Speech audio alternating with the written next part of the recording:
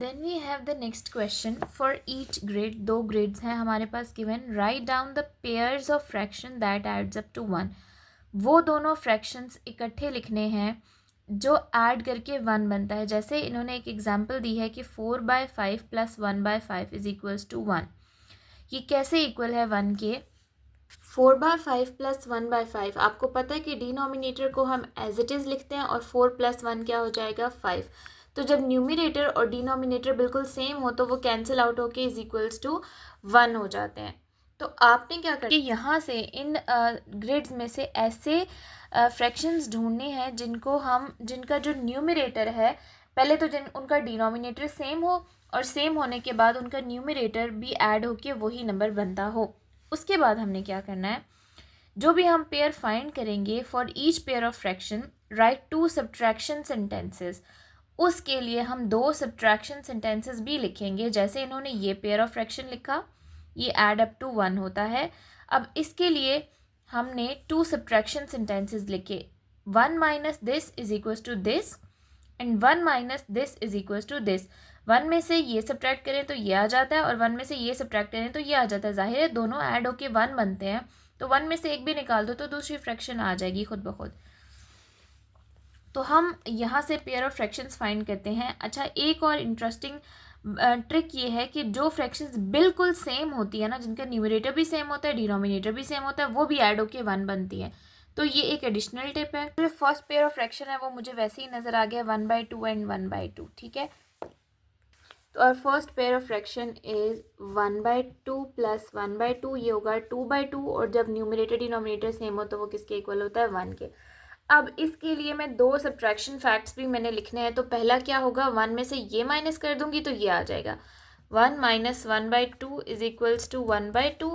और अब 1 में से ये वाला 1/2 माइनस कर दूंगी, एक ही बात है लेकिन ज़ाहिर है लिखना तो है, दोनों फैक्ट्स लिखने हैं। तो 1 में से 1/2 माइनस करूंगी तो आ जाएगा 1/2। तो ये मेरी एक फ्रैक्शन थी और इसके ये मैंने 2 सब्ट्रैक्शन फैक्ट्स लिख दिए। उसके बाद अगर मैं यहाँ पे देखूँ तो ये देखें जी 2/3 है ना, 3 वाला और कौन सा डिनोमिनेटर है जी, ये डिनोमिनेटर सेम है वैसे ही 3 हो जाएगा और ऊपर न्यूमिनेटर 2 + 1 ये भी 3 हो जाएगा। देखिए एक और पेयर मिल गया हमें 2/3 + 1/3। दूसरा जो हमें पेयर मिला है दैट इज 2/3 + 1/3 इज इक्वल 3/3 और 3/3 क्या होता है 1। अब इसके लिए हम 2 सब्ट्रैक्शन की फैक्ट्स लिखेंगे। पहले 1 में से ये माइनस करेंगे तो ये आ जाएगा 1 माइनस 1/3 इज 2/3 एंड फिर 1 में से 2/3 माइनस करेंगे तो 1/3 आ जाएगा। 1 माइनस 2/3 इज इक्वल्स टू 1/3। आप करके भी देख सकते हैं 1 का क्या मतलब है कि यहाँ नीचे टोटल 3 है तो इसको भी 3/3 बना दे। 3 माइनस 2 इज़ 1 और डिनोमिनेटर हमने एज इट इज़ लिखना है, लेकिन फिलहाल जो फैक्ट्स बनाने हैं वो हमने इसी को 1 को यूज़ करके बनाने हैं जो चीज़ यहाँ यूज़ हो रही है, ठीक है जी।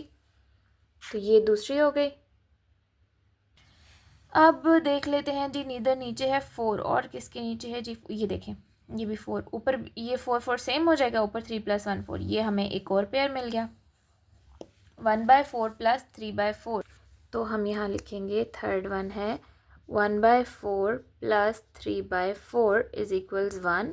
अब 1 में से ये माइनस करेंगे तो ये आ जाएगा 1 माइनस 3/4 इज इक्वल्स 1/4।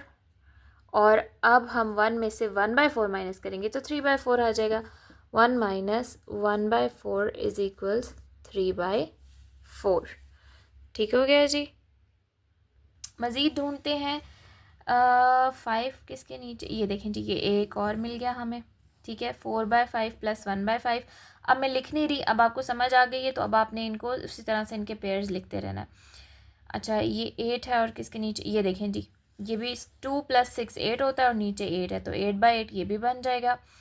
इसी तरह जी ये 4/9 और 5/9, ये देखें दोनों के नीचे 9 है और ऊपर भी ऐड करके 9 बन रहा है। और 3/6 3/6 ये तो है ही वैसे सेम, तो ये भी ऐड करके 1 बनेगा। और ये 5/7 एंड 2/7 7 7 सेम है, ऊपर भी 5 + 2 7। तो ये तो सारे हमने पेयर्स बना लिए। इधर से बनाते हैं, नीचे 4 है तो 4 वाली ये देखिए 3/4 और 1/4, 3 + 1 4/4। इसी तरह से नीचे 6 है तो इधर भी 6, ये ठीक है जी 4 + 2 6/6, इन दोनों को भी ऐड करके 1 बनेगा। इधर 2 है, ये दोनों बिल्कुल सेम है, इन दोनों को भी ऐड करके 1 बनेगा। अच्छा जी, इधर नीचे 5 है, इधर भी 5 है और 3 + 2 भी 5 है, इनको भी ऐड करके 5/5 यानी 1 बनेगा।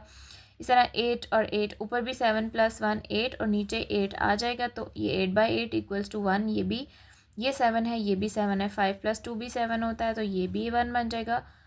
और नहीं, ये नहीं होगा।